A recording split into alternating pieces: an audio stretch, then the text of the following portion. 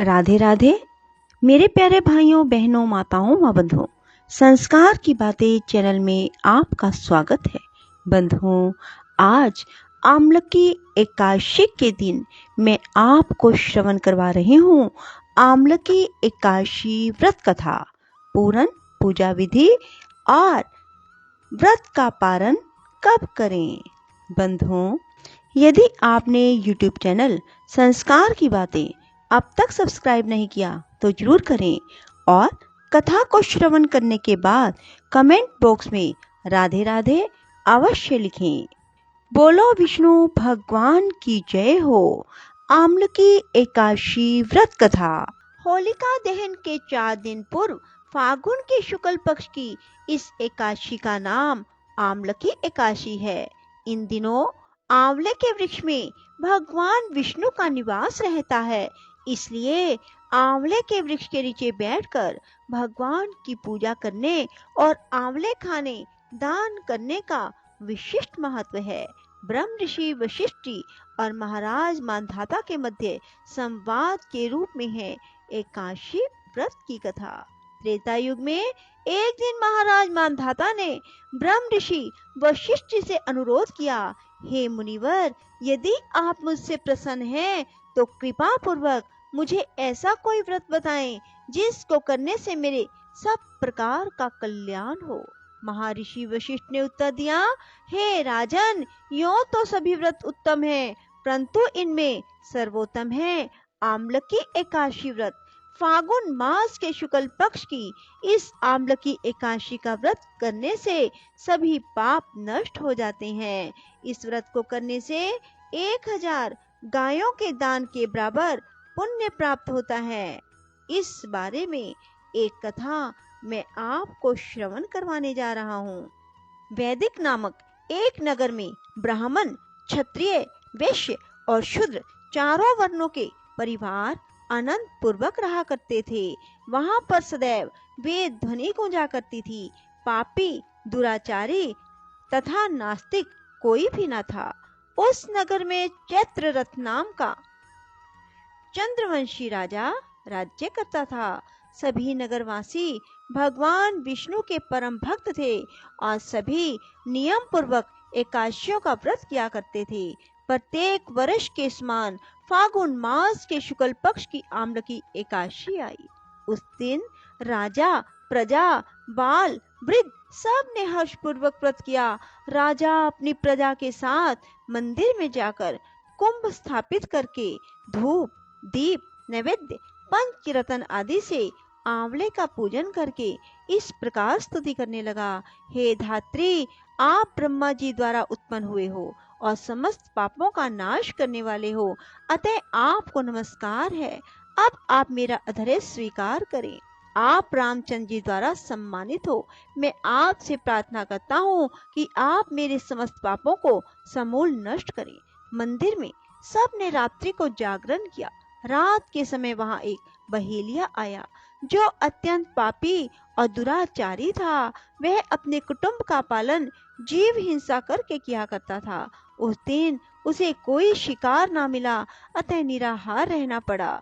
भूख और प्यास से अत्यंत व्याकुल वह बहेलिया मंदिर के एक कोने में बैठ गया और विष्णु भगवान तथा एकादशी महात्म की कथा सुनने लगा।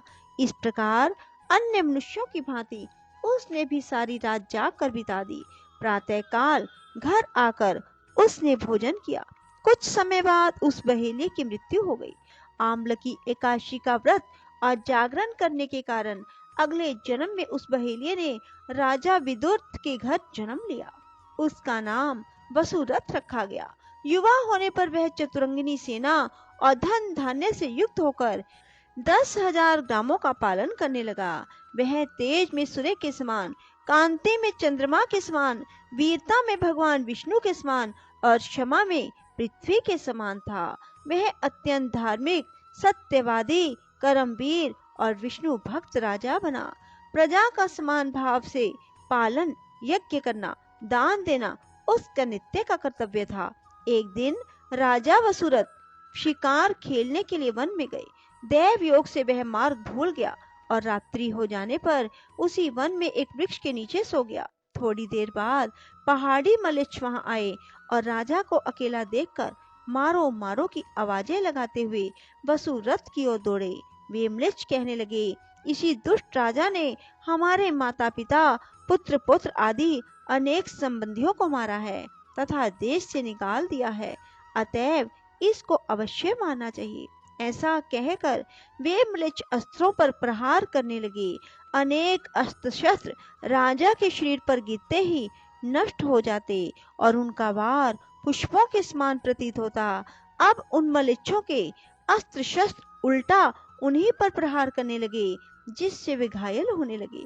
उसी समय राजा को भी मूर्छा आ गई। उस समय राजा के शरीर से एक दिव्य स्त्री उत्पन्न हुई। वह स्त्री अत्यंत सुंदर वस्त्रों और आभूषणों से अलंकृत थी, मगर उसकी भृकुटी टेढ़ी मेढ़ी थी और आंखों से लाल लाल अग्नि निकल रही थी। वह स्त्री मलेच्छों को मारने दौड़ी और थोड़ी ही देर में उसने सब मलेच्छों को काल के गाल में पहुंचा दिया। जब राजा सोकर उठा तो इन मलेच्छों को मरा हुआ देखकर सोचने लगा, इन शस्त्रों को किसने मारा है। वह ऐसा विचार कर ही रहा था कि तभी आकाशवाणी हुई, हे राजा, इस संसार में विष्णु भगवान के अतिरिक्त कौन तेरी सहायता कर सकता है। इस आकाशवाणी को सुनकर राजा अपने नगर को चल आया, सुखपूर्वक राज्य करने लगा। महर्षि वशिष्ठ जी बोले, हे राजन, यह आम्लकी एकादशी के व्रत का प्रभाव था। जो मनुष्य इस आम्लकी एकादशी का व्रत करते हैं वे सभी कार्यों में सफल होकर अंत में विष्णु लोक को प्राप्त होते हैं। बोलो विष्णु भगवान की जय हो। श्रीमन नारायण नारायण हरि हरि, श्रीमन नारायण नारायण हरि हरि, श्रीमन नारायण नारायण हरि हरि, श्रीमन नारायण नारायण हरि हरि, श्रीमन नारायण नारायण हरि हरि, श्रीमन नारायण नारायण हरि हरि, श्रीमन नारायण नारायण हरि हरि, श्रीमन नारायण नारायण हरि हरि, श्रीमन नारायण नारायण हरि हरि, श्रीमन नारायण नारायण हरि हरि, श्रीमन नारायण नारायण हरि हरि, श्रीमन नारायण नारायण हरि हरि, श्रीमन नारायण नारायण हरि हरि, श्रीमन नारायण नारायण हरि हरि, श्रीमन नारायण नारायण हरि हरि, श्रीमन नारायण नारायण हरि हरि, श्रीमन नारायण नारायण हरि हरि, श्रीमन नारायण नारायण हरि हरि, श्रीमन नारायण नारायण हरि हरि, श्रीमन नारायण नारायण हरि हरि। राधे राधे। जय श्री कृष्णा। बंधुओं, यदि आपको ये कथा पसंद आए तो इसे लाइक करने के साथ साथ शेयर अवश्य करें और कमेंट बॉक्स में राधे राधे लिखें, ताकि आपको कथा श्रवण का पूर्ण फल प्राप्त हो।